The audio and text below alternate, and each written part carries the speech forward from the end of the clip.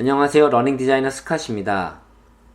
오늘은 2019년 빅베어 마라톤 코스 분석을 해보려고 합니다. 작년에 이게 첫 대회였죠. 올해 두 번째 빅베어 마라톤 대회인데, 다운힐 레이스고요. 굉장히 많은 한인 러너들이 출전하셔가지고 또 좋은 성적을 거두신 대회이기도 합니다. 작년보다는 조금 더 자세하게 업데이트 했고요. 그럼 지금부터 2019년 빅베어 마라톤 코스 분석을 시작하도록 하겠습니다. 레이스 인포메이션은 보시는 바와 같이 11월 9일 날 출발을 하고요. 그리고 6시, 아침 6시 좀 이른 시간에 출발합니다. 그 온도가 굉장히 중요할 텐데요. 출발선의 온도는 그 거의 6,000 피트 고도에서 출발하기 때문에 거의 30도 정도.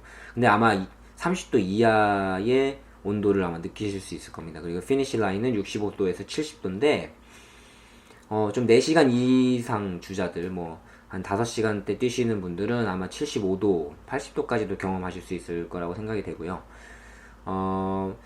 일단은 셔틀버스를 타고 올라가셔야 돼요. 굉장히 구불구불한 길을 거의 1시간 정도, 1시간 이상을 가셔야 되기 때문에, 멀미, 이제 칼식이 있으신 분들은 조금 더 일찍 셔틀을 타셔가지고 올라가서 조금 적응을 하실 필요가 있습니다.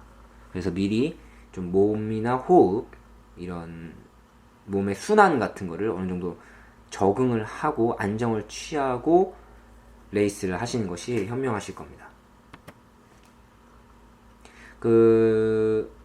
엘리베이션을 보면 굉장히 많이 떨어지죠. 넵 드롭이 거의 5,000피트까지 떨어지고요.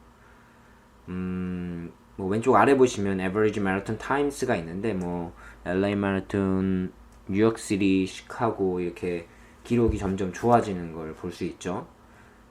하지만 이거를 너무 또 집착하다 보면 본인이 그날 레이스 당일에 달릴 때 또 동기를 또 실망을 하거나 좀 동기부여를 잃을 수가 있어요. 그래서 이거는 그냥 어느 정도 참고만 하시고, 그 기록에 대한 차이가 컨디션이나 날씨에 따라서 굉장히 많이 바뀔 수가 있기 때문에 그 왼쪽 기록에 너무 집중하지 않으시는 게 좋을 듯 합니다. 고도 분석을 보시면 전체적인 구간이 안 중요한 구간이 없어요. 솔직히 마라톤은 전 구간이 다 중요하겠죠. 하지만 더 특별하게 볼 게, 빅베어 마라톤 같은 거는 다른 찰스톤이나 이런 마운틴 후드랑은 달리 그 2마일에서 9마일 지점이 굉장히 롤링 파트입니다. 업다운이 굉장히 많고요. 그 전체적인 고도가 다운힐이긴 한데 실제 뛰어보면 9마일 지점까지 계속 지속적으로 이제 어필과 다운힐이 나옵니다. 그리고 출발할 때 고도가 높기 때문에 이제 산소가 부족해서 본인이 평소에 편하게 뛰던 페이스도 그렇게 쉽지가 않습니다. 첫 한 1, 2마일 정도는 조금 자신의 그 호흡하고 심박수 이런 리듬에 페이스를 맞추시고 시계를 약간 떠나서 자기 GPS를 약간 벗어나서 1, 2마일 정도를 출발하시는 것이 훨씬 더 현명하실 거고요. 그 2마일, 9마일 그 롤링 파트라는 거 일단 기억을 하고 계시면 좋을 것 같습니다. 그 10에서 12마일 지점, 이 구간이 이제 평균 이제 290피트씩 떨어지는데 이게 또 좌우로 심하게 구분 도로가 이어집니다. 이제 다운힐이 나온다고 갑자기 속도를 올리면 분명히 안 되겠죠. 왜냐면 그 코너링을 할 때 여러분들도 모르게 속도가 줄고 빨라지고 느리고 빨라지고를 반복합니다. 여기서 굉장히 많은 에너지들이 소비가 될 텐데요. 자신만의 그 러닝 궤적, 그러니까 코너링을 할 때 자기의 속도가, 여러분들의 속도가 너무 늦춰지지 않을 정도, 그리고 너무 빨라지지 않을 정도를 유지하면서 달리셔야 합니다. 그러니까 그 궤적을 본인이 찾으셔야 돼요. 그 도로가 그 산에서 좌우로 굽고 내리막길 도로는 이 한쪽으로 기울어져 있는 경우도 많기 때문에 이런 부분에서 여러분들이 최대한 그 플랫한 구간들을 찾으면서 이제 레이스를 하셔야 돼요. 왜냐면 너무 기울어져 있으면 다리가 한쪽이 더 길게 이렇게 양쪽 균형이 안 맞게 되겠죠. 그러면 한쪽으로만 이렇게 쏠리기 때문에 한쪽 다리에 더 심하게 근육이 부하를 받을 수 있습니다. 이런 부분들을 조금 유념하시는 게 좋을 것 같아요. 그리고 13에서 18마일 지점, 하프 지점 지나고 난 다음부터 여기를 퍼스트 하프랑 세컨 하프는 완전히 다릅니다. 그 세컨 하프가 훨씬 더 뛰기 좋아요. 하지만 너무 빨라지면은 분명히 22마일 이후에 분명히 퍼질 거고요.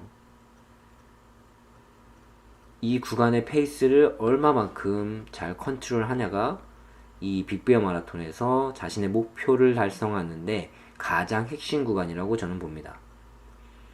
왜냐면 그 중력하고 가속도를 고려하셔야 되고, 이게 굉장히 거의 320피트씩 떨어져요. 그렇기 때문에 충격이 만만치 않습니다. 결국 다운힐 레이스에서 중요한 핵심은 그 충격 관리거든요. 이 충격을 내가 얼마만큼 효율적으로 관리를 할 거냐. 충격을 안 받을 수는 없어요. 하지만 충격을 줄일 수는 있죠. 충격을 줄일 수가 있기 때문에 자신의 몸무게, 가속도 이런 것들을 고려하셔서 한 개인 페이스에서 20초에서 30초 정도 빠르게 달리는 것이 저는 개인적으로 효과적으로 보입니다. 전체적인 코스를 나중에 이제 여기 빅베어 마라톤 사이트에서 이렇게 코스를 지도를 확대해서 보시면요. 아까 제가 이전에 말씀드린 것 같이 많은 구간에서 커브가 생깁니다. 4마일, 8마일, 특히 10에서 12마일, 평균 2에서 3마일, 약 400m에 한 번씩 커브가 발생해요. 굉장히 많이 발생하는 거죠.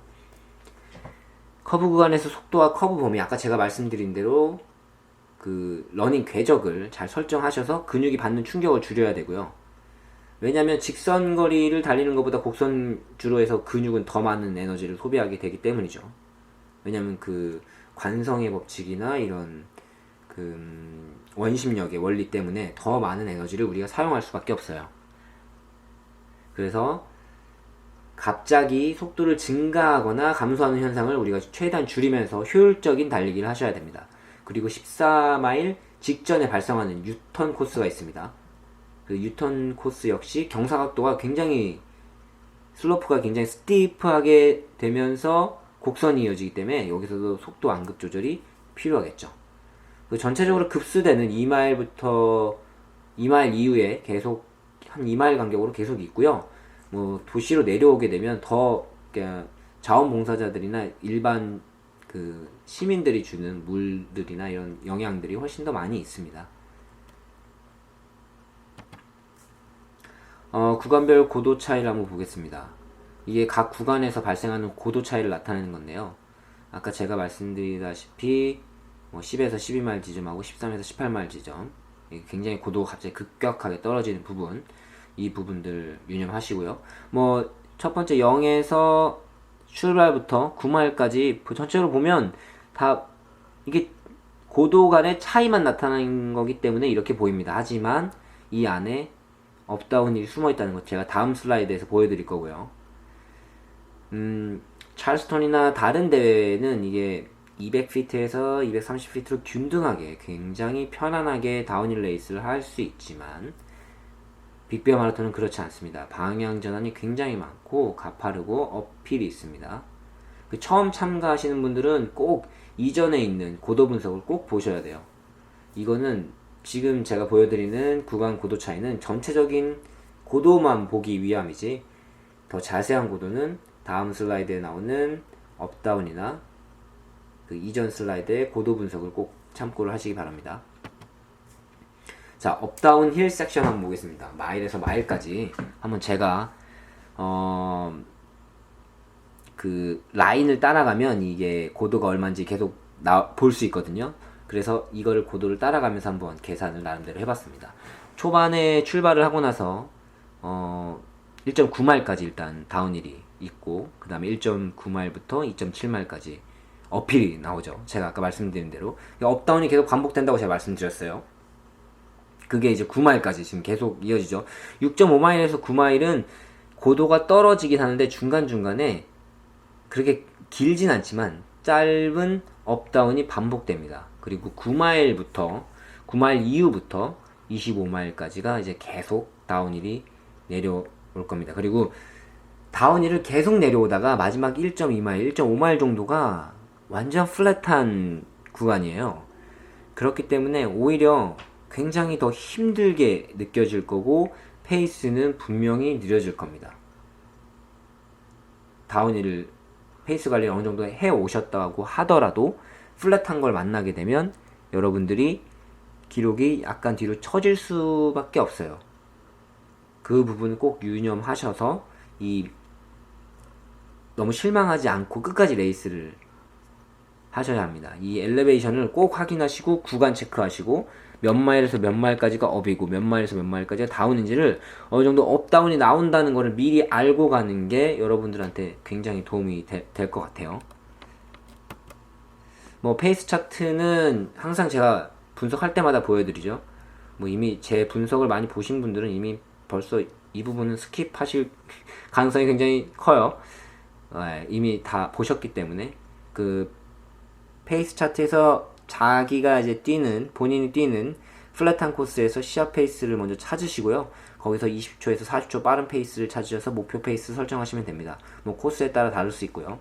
가파른 다운힐과 낮은 어필에서는 본인이 설정한 페이스에서 10초에서 20초 내외 그 페이스를 유지해주세요. 너무 빨라지거나 너무 느려지지 말라는 겁니다. 결론은. 그 분석을 이번에 마치면서 제가 이제 제안을 몇 가지 드릴 텐데요. 빅베어 마라톤은 매우 높은 고도에서 출발하죠. 그래서 출발 시간이 새벽 6시, 체감 온도가 진짜 거의 28도이기 때문에 이게 거의 영하입니다, 영하. 그 섭씨로 했을 때. 그 높은 고도에서 산소가 부족하기 때문에 심박수가 빨라지지만 이 혈액순환하고 산소 공급이 늦어요. 그래서 몸이 굉장히 무거울 거고요. 호흡이 굉장히 불편할 겁니다. 왜냐면 혈관 수축도 잘 안 되고요. 이게 산소가 부족하다 보니까 이게 순환이 느려요. 근데 또 빨리 더 많이 몸을 유지하려고 심장이 노력을 하다 보니까 더 펌프를 많이 해야 하고, 그러니까 몸이 굉장히 무겁고 호흡이 불편하게 되겠죠. 그 초반 2, 3마일, 아까 제가 말씀드린 대로 초반 2, 3마일은 GPS 시계에 집중하지 마시고요. 호흡과 심박수 리듬을 따라가세요. 그래야 여러분들이 뛰실 때 불편하지 않을 수 있습니다. 그 점차적으로 고도가 낮아지기 때문에, 그리고 기온도 올라가고 그 컨디션이 점점 좋아질 거예요. 그거를 본인이 조금 더 느끼셔야 돼요. 그러니까 서서히 빨라지고 호흡이 편해집니다. 분명히 그럴 거예요. 여러분들이 초반에 너무 무리하지 않는다면. 그리고 셔틀버스를 타고 아까 제가 1시간 넘게 올라간다고 그랬죠.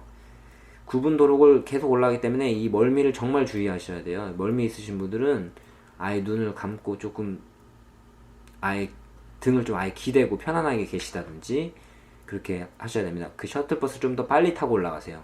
그리고 셔틀버스 안에가 그 히터를 되게 강하게 틀기 때문에 굉장히 덥고요. 습합니다. 이 사람들도 다 다닥다닥 붙어 있고, 그래서 셔틀버스를 타기 전에 이렇게 많은 양의 음료나 음식을 먹지 마세요. 이게 소화가 잘 안 될 수 있어요. 그 배탈이 날 가능성이 매우 큽니다.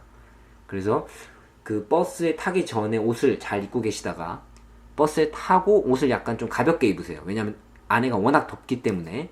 그리고 도착을 하시면 굉장히 또 춥습니다.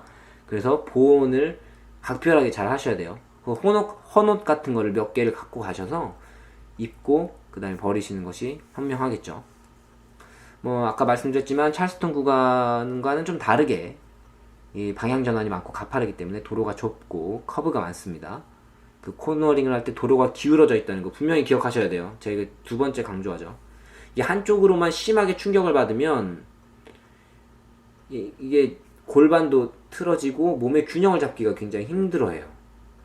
그렇기 때문에 이 충격을 한쪽으로만 심하게 받지 않기 위해서 그 도로의 중앙선 부근이나 그 플랫한 도로를 선택하셔서 조금 달리시는 게 굉장히 현명할 것 같아요. 그리고 에너지 젤이나 음료 섭취할 때 한 번에 절대 많은 양 섭취하시면 안 됩니다. 왜냐면 다운힐 레이스예요. 몸이 계속 상하좌우로 계속 흔들려요. 그렇기 때문에 복통이 생기기가 굉장히 쉽습니다. 그래서 보충제나 이런 젤이나 드링크, 그 다음에 뭐 가끔씩 바나나 같은 거 드시는 분들 있죠. 그런 분들 이거를 나누어서 길게 드세요. 갑자기 많이 먹으면 분명히 배 아픕니다. 배가 아프고 복통 분명히 오니까 이런 부분들을 조금 더 오래 씹어서 천천히 넘기면서 드셔야 이게 복통이 오지 않고 에너지를 충분히 축적할 수 있어요. 그리고 제가 제안 드리는 거는 초반 한 30분, 그 초반 한 30분까지는 수분 섭취를 가급적이면 조금 참으시고요. 30분 이후부터 수분 섭취를 좀 시작하시는 거 좋고요. 그 다음에 뭐 그 보충제나 이 젤 같은 거는 한 40분에서 40분 지점, 출발 후에 40분에서 50분 지점, 그 지점에서 하시는 게 좋을 것 같습니다. 왜냐면 그 레이스 직전에 그 보충제 같은 걸 너무 많이 먹잖아요. 그 배도 아플 뿐만 아니라 이 흡수가 제대로 안 됩니다. 왜냐면 여러분들이 그 대회 준비하시느라고 잘 먹었거든요. 잘 드셨기 때문에 영양이 어느 정도 차 있어요, 몸에. 영양이 어느 정도 차 있기 때문에 거기에다 더 집어넣는다고 얘네가 저장하지 않습니다. 그 어느 정도 사용이 돼야 부족한 걸 채워줘야 되거든요. 근데 그 시점이 저는 그 40분 정도, 레이스를 시작하고 나서 40분이 지난 다음부터가 에너지를 그때부터 넣어주는 것이 에너지 흡수와 전환이 가장 좋다고 보고 있습니다. 뭐 연구도 그런 연구들이 있습니다. 그래서 그렇게 섭취하는 게 좋을 것 같습니다. 그리고 음료 섭취하실 때 계속 물만 드시지 마시고 계속 게토레이만 드시지 마시고요. 그러니까 초반 한 1시간 지점까지는 물만 드셔도 괜찮지만 그 1시간 이상, 이제 1시간 반 정도 지나면서부터는 물하고요. 그 다음에 게토레이 같은 거를 번갈아 가면서 드시는 것도 굉장히 도움이 될 거라고 생각이 됩니다. 그럼 지금까지 2019년 빅베어 마라톤 코스 분석이었고요. 시청해주셔서 감사드리고요. 좋아요, 구독하기 눌러주시면 감사하겠습니다. 저는 러닝 디자이너 스캇입니다. 고맙습니다.